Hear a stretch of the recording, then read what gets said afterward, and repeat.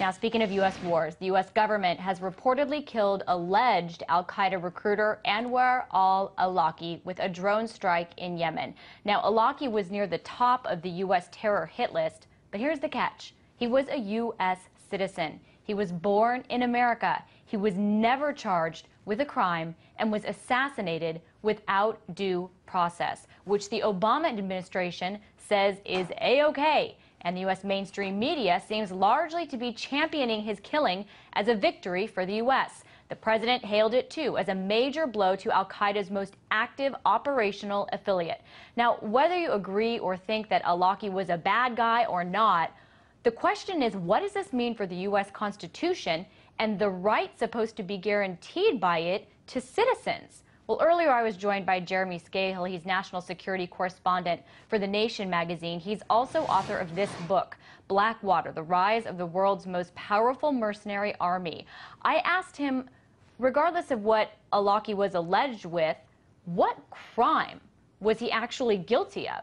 Here's what he had to say.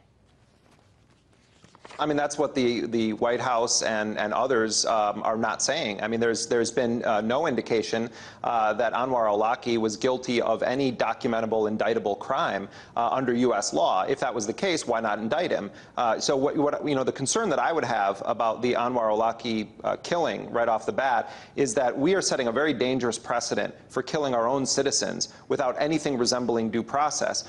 Maybe the administration had evidence. If they did, then they should have brought forward a federal indictment against him. But the fact is that it didn't do that. And so that raises a whole slew of questions, particularly when you're talking about killing and targeting your own citizens when they're not on a declared battlefield. Anwar al-Awlaki was not killed in a gun battle with U.S. troops in Afghanistan. He wasn't killed in a gun battle with U.S. Special Operations Forces in Iraq. He was killed driving in a convoy in rural Yemen in a targeted killing operation that Congress was aware of, that the White House was organizing, that was participated in by the U.S. military and the Central Intelligence Agency, and only a half a dozen members of Congress have ever raised a peep about the threats against a U.S. citizen. So to me, the key issue here is what crime was this U.S. citizen accused of? And the answer is none. He was not accused in any court of law, only in the court of public opinion and by U.S. officials, mostly anonymous ones. And since that is the case, and as you mentioned that the president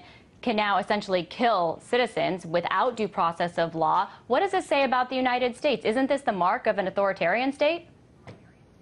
Well, I mean, I think when we start to talk about killing our own citizens, a country that cannibalizes its own is heading down a very dangerous path. But let's remember that we should also step back from harping on the fact that Anwar al-Awlaki was a U.S. citizen, and remember that assassination has become the name of the U.S. foreign policy game. President Obama has dramatically expanded these kinds of targeted killing operations with the Joint Special Operations Command and the CIA in Pakistan, increasingly in Somalia, where I just was, in Yemen, in Afghanistan, elsewhere around the world. We're not just using drones, we're using Tomahawk cruise missiles. What I think is really dangerous here is that President Obama has solidified as a bipartisan policy the idea that the entire world is a battlefield and that the U.S. has the right to go into any country, allies or enemy, and kill whomever it wants with a very flimsy stretch of a legal justification for doing so in some cases. So you're more concerned with the expansion of what it means to have a war on terror, that it's everywhere? Well, I think that this was sort of, Donald Rumsfeld's wet dream was having a world where, the United States was able to pummel whomever it wanted, whenever it wanted, regardless of what international law says about it, regardless of what the home country says about it. And I think that if you had a President McCain in the White House instead of a President Obama, I think you would have had ludicrous, ridiculous policies that would have been, rife with opportunities for blowback.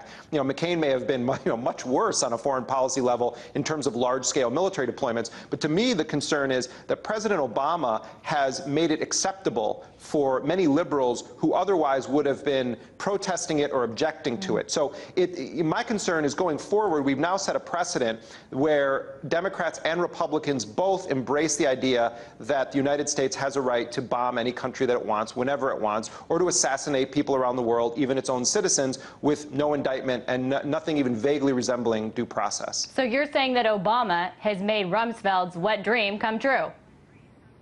I'm saying that President Obama has continued policies and intensified policies that would have been widely protested and objected to, including by congressional Democrats, if you had a Republican in power. This is exactly what President Clinton did with his domestic agenda in the 1990s, where he pushed through the precursor to the Patriot Act, the Anti-Terrorism Effective Death Penalty Act, where his policies on the omnibus crime bill were very much in line with the Republican agenda. And what you do then is that you move the country a little bit further to the right when you have Democrats embrace these policies and go off to the races with them. And that's my concern, is that this has taken our country in a far more dangerous direction than if it was just Republicans doing it. It's interesting. And I do want to get back a little bit to Al-Awlaki, because I think it's interesting that today the White House and the CIA are calling him the chief of external operations for al-Qaeda in the Arabian Peninsula. And they used to call him a militant cleric, and only more recently have they said he is increasingly in an operational